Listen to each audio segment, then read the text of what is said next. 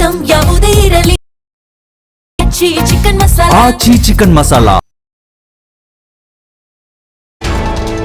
ಸಾರಿಗೆ ನೌಕರರ ಮುಷ್ಕರ ವಾಪಸ್ಸಾಗುವ ಲಕ್ಷಣಗಳು ಕಾಣ ಸಮಿತಿಯಲ್ಲಿ ನಿರ್ಧಾರವಾಗಿದೆ ಎನ್ನುವ ಮಾಹಿತಿ ಸಿಗ್ತಾ ಇದೆ. ಅದು ಇನ್ನೂ ಖಚಿತಪಡಿಸಬೇಕಾಗಿದೆ ಅಷ್ಟೇ. ತಾತ್ಕಾಲಿಕವಾಗಿ ಮುಷ್ಕರವನ್ನ ಕೈ ಬಿಟ್ಟಿದ್ದಾರೆ ಎನ್ನುವ ಮಾಹಿತಿ ಇದೆ, ಖಚಿತವಾಗಿಲ್ಲ. ಇನ್ನಷ್ಟೇ ಅಧಿಕೃತವಾಗಿ ಸಾರಿಗೆ ಸಂಘಟನೆಗಳ ಜಂಟಿ ಕ್ರಿಯಾ ಸಮಿತಿ ಮಾಧ್ಯಮಗಳ ಮುಂದೆ ಅದನ್ನ ಸ್ಪಷ್ಟಪಡಿಸಬೇಕಾಗಿದೆ. ಅಲ್ಲಿಗೆ ಮತ್ತೊಂದು ಸುತ್ತಿನ ಸಭೆಗೆ ಸಾರಿಗೆ ಸಿಬ್ಬಂದಿ ಅಣಿಯಾಗ್ತಾ ಇದ್ದಾರೆ. ಸರ್ಕಾರದ ಜೊತೆ ಮತ್ತೊಂದು ಸುತ್ತಿನ ಸಭೆಯನ್ನು ಮಾಡಿ ಸರ್ಕಾರವನ್ನು ಮನವೊಲಿಸಿ ತಮ್ಮ ಬೇಡಿಕೆಗಳನ್ನು ಈಡೇರಿಸಿ ಚಿಂತನೆಯನ್ನು ನಡೆಸಿದ್ದಾರೆ. ಇಲ್ಲಿ ಒಗ್ಗಟ್ಟಿನ ಸರ್ವಸಮ್ಮತವಾದ ಒಂದೇ ಮಾತಿನ ಅಭಿಪ್ರಾಯಗಳು ವ್ಯಕ್ತವಾಗಿಲ್ಲ. ಒಮ್ಮತದಿಂದ ಹೋರಾಟಕ್ಕೂ ರೆಡಿ ಇಲ್ಲ, ಒಮ್ಮತದಿಂದ ಹಿಂದೆ ಸರಿಲಿಕ್ಕೂ ರೆಡಿ ಇಲ್ಲ. ಹೀಗಾಗಿ ತಾತ್ಕಾಲಿಕವಾಗಿ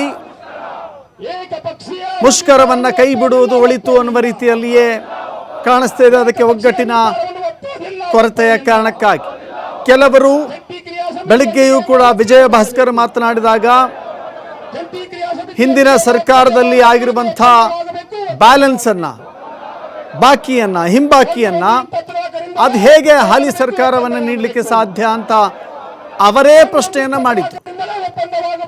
ಅಲ್ಲಿಗೆ ಬಹುತೇಕ 26 ತಿಂಗಳ ಹಿಂಬಾಕಿ ಕೊಟ್ಟರೆ ಸಾಕು ಎನ್ನುವ ಮನಸ್ಥಿತಿಯಲ್ಲಿ ಕಾಣಿಸ್ತಾ ಇತ್ತು. ಹಾಗಂತ ವಿಜಯ ಭಾಸ್ಕರ್ ಹೇಳಿದ ತಕ್ಷಣವೇ ಎಲ್ಲರೂ ಕೂಡ ಅದಕ್ಕೆ ಹೌದು ಅಂತ ಹೇಳ್ತಾರೆ ಅಂತ ನಿರೀಕ್ಷೆ ಮಾಡೋದು ಕಷ್ಟ. 38 ತಿಂಗಳುಗಳ ಕಾಲ ಇರುವಂತಹ ಹಿಂಬಾಕಿಯನ್ನ ವಾಪಸ್ ಪಡಿಬೇಕು. ಮತ್ತೊಮ್ಮೆ ಹೋರಾಟವನ್ನ ಮಾಡಲಿಕ್ಕೆ ನಾವು ಬೀದಿಗಿಳಿಲಿಕ್ಕೆ ಸಾಧ್ಯವಿಲ್ಲ.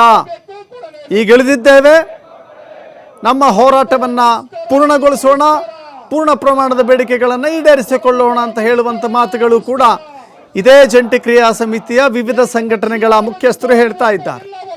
ಸೊ ಹೀಗಾಗಿ ಮುಷ್ಕರವನ್ನ ಮುಂದುವರಿಸಲು ಸಾಧ್ಯವಾಗದೆ, ಮುಷ್ಕರವನ್ನ ಕೈ ಬಿಡಲು ಸಾಧ್ಯವಾಗದೆ, ಬೇಡಿಕೆಗಳನ್ನು ಕೈ ಬಿಡಲು ಸಾಧ್ಯವಾಗದೆ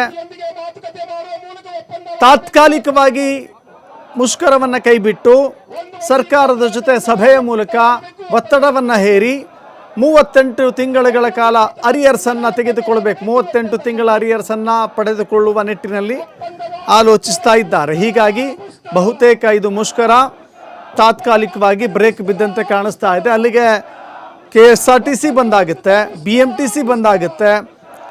ನಾವು ಊರಿಗೆ ನಾಳೆ ಬೇರೆ ಬೇರೆ ಪ್ರದೇಶ ಬೇರೆ ಬೇರೆ ಊರುಗಳಿಗೆ ಹೋಗುವಂಥವ್ರು ಹೋಗಬೇಕಾ ಬೇಡವಾ ಅಂಥೇಳಿ ಯೋಚನೆ ಮಾಡ್ತಿದ್ದಾರಲ್ಲ, ಈಗ ನಿರಾತಂಕವಾಗಿ ನಿಮ್ಮ ಪ್ರಯಾಣವನ್ನು ಬೆಳೆಸ್ಬೋದು ಅಂತ ಕಾಣಿಸ್ತಾ ಇದೆ.